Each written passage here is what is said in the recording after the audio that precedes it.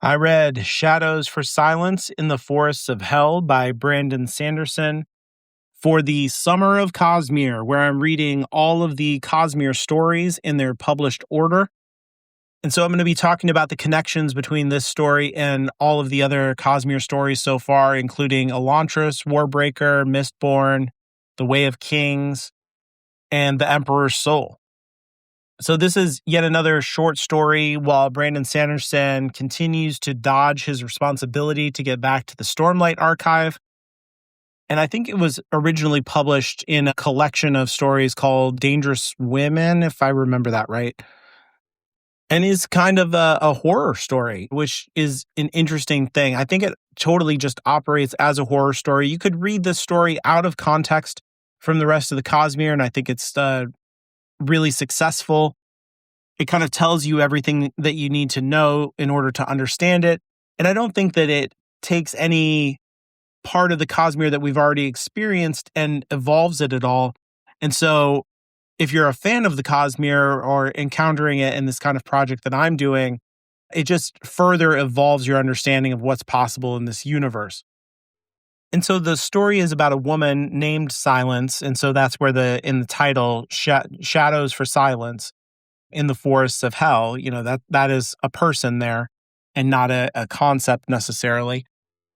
Silence is an innkeeper, but also secretly a bounty hunter who calls herself the White Fox, who is struggling to financially maintain her family, her independence out here in a kind of frontier setting where she's trapped in some kind of nightmare world, surrounded by these deadly ghosts in the forest, which makes a lot of sense because symbolically she is kind of haunted by the memory of her mother, or maybe grandmother, who raised her. But in any case, she had this experience of trauma when she was a child, and the way that she was raised causes her to kind of reject her past, but she's constantly haunted by this demand of complete obedience to the rules, with the threat of not just imminent violence, but death itself.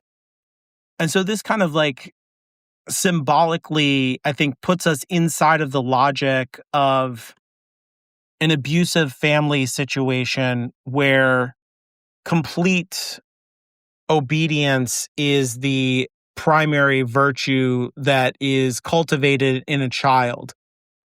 And that kind of abuse strips out everything else in the relationship that a child needs.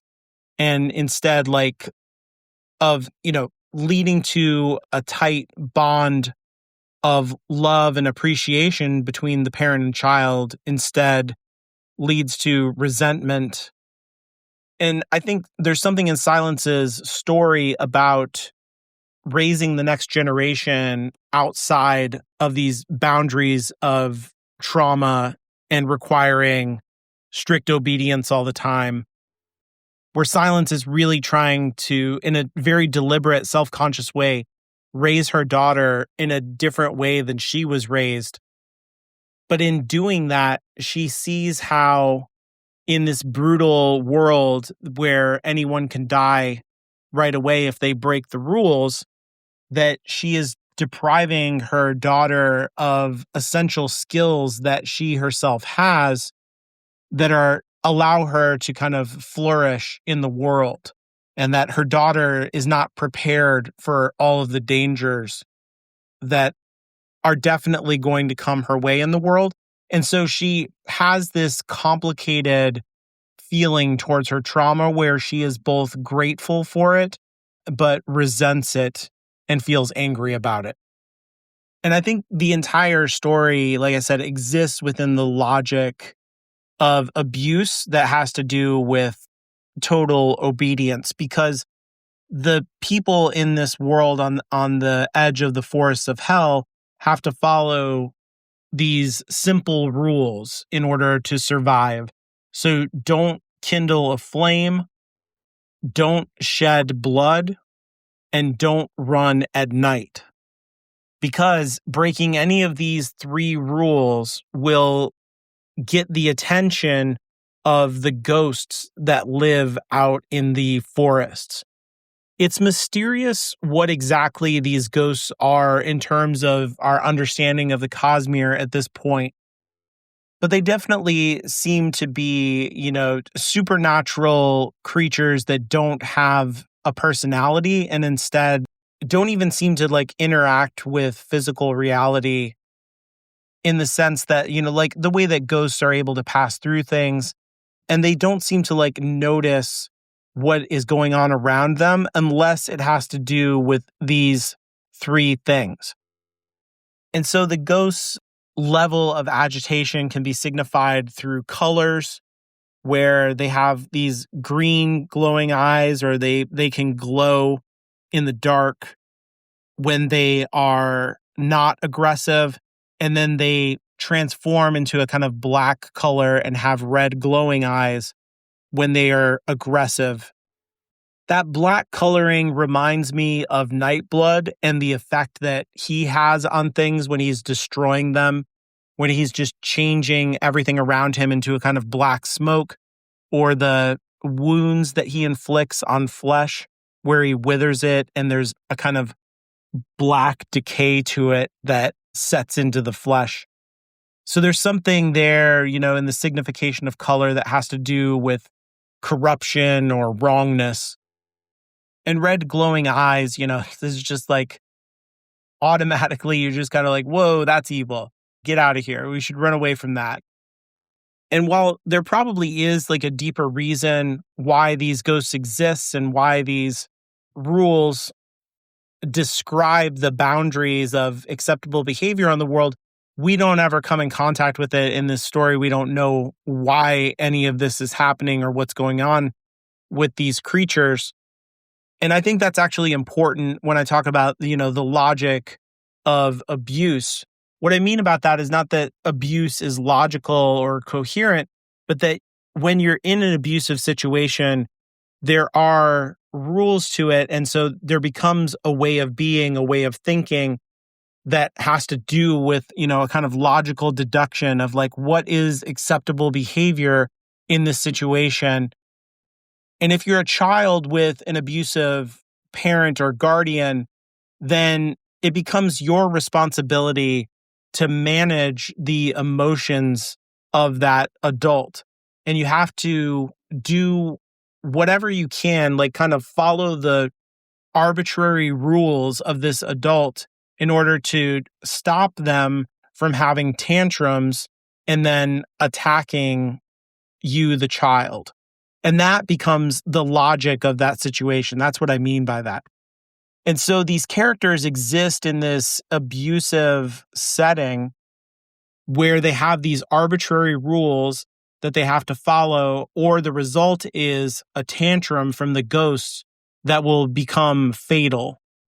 I think the story is about following the logic of, this abuse and the rules, and trying to find a way to survive and carve out a future for, in this case, Silence's child, where those rules become less important and following them doesn't matter so much, so that she can find a different way to exist, that she doesn't have to constantly be in this level of anxiety, this hypervigilance, and this resentment towards her past and towards, the person that she cared about and relied on to raise her is also the person that she hates the most in the world.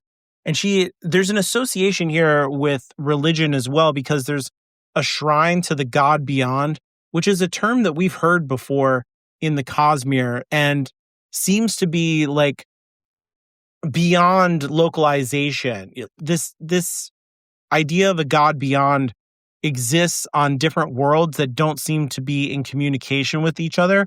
And so that's a really interesting, tantalizing element to the, world building of the Cosmere at large, that there's a shrine that she has in her inn to the god beyond.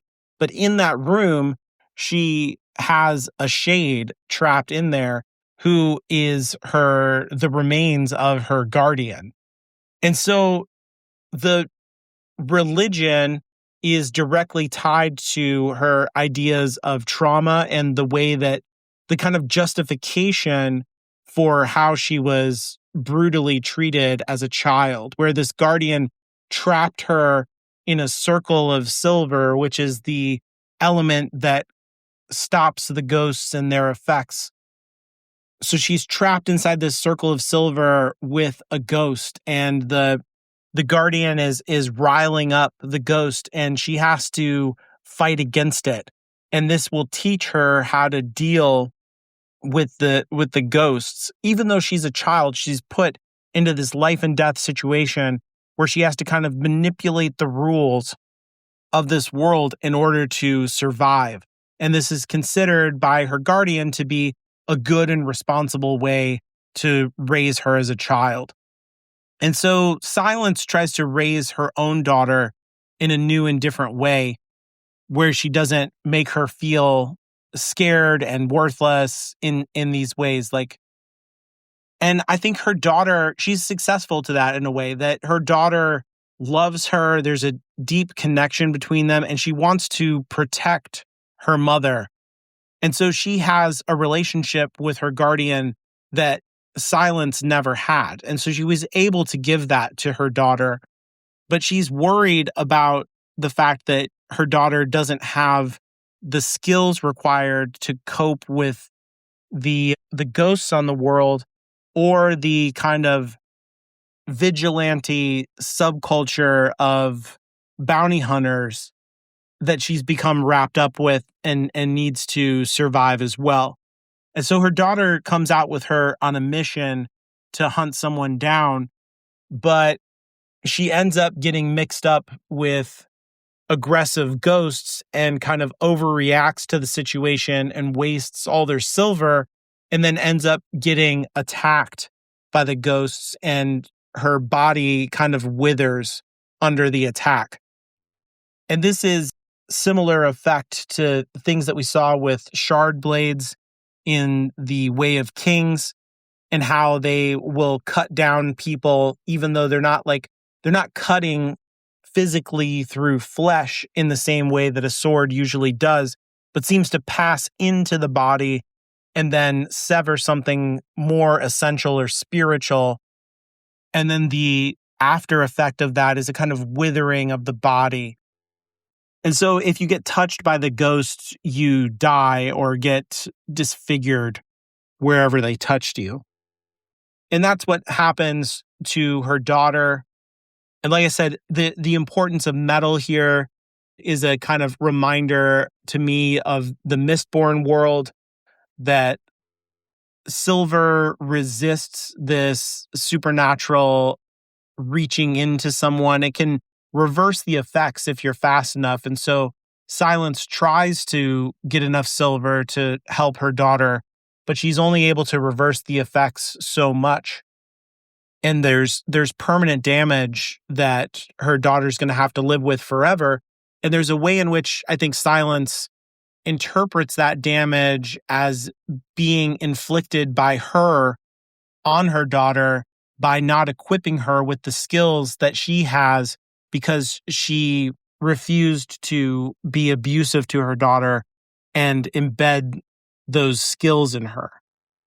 And at the end of the story, Silence is able to successfully win her independence through some trickery, and by unleashing that ghost who is in the shrine on the person who's causing her all the problems, and kind of collecting a lot of money from that whole thing by being clever and ruthless. And I think all of that is in line with, the kind of horror genre or the tropes of the genre, where there's this brutal world and you have to be a kind of brutal character to survive it. So Silence is a really interesting hero in the Cosmere who does bad things all the time, but has these really deeply good intentions and just wants to live in a world, that isn't literally a horror story. But she doesn't have control over that. And so while I do think she's heroic, her heroism is tightly hemmed in by this terrible experience of suffering, and it changes her behavior to be like she's not trying to like she's not solving the problems on this world, the way that Riordan does in Elantris or something like that. She is bound by these rules and she's never able to break out of them in that way that I think the more optimistic stories throughout the Cosmere, learning the rules of the system allows you to somehow transcend that system. And instead, in this story, you're just kind of trapped by those rules, actually. And either you can learn to cope with it by submitting to the logic of it and cultivating the virtue of obedience, or you will be forever scarred by the inability to internalize those rules. And so that's a kind of brutal horror setting. That's what I mean when I call this a horror story. There's something more brutal about that whole thing than what we usually experience in the Cosmere.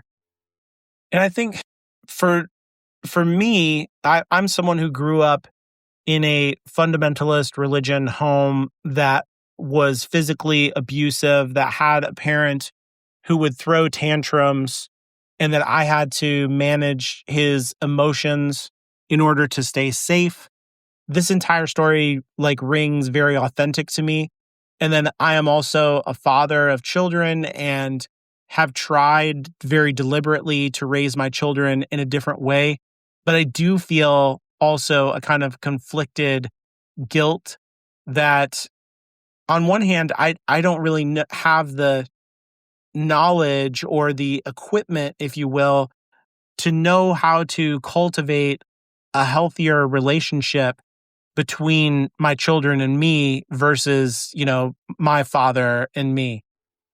I don't know how to act, in other words, to achieve that. And so the struggle that Silence has in the story resonates with me quite a bit. And I find it to be a very authentic expression of that experience.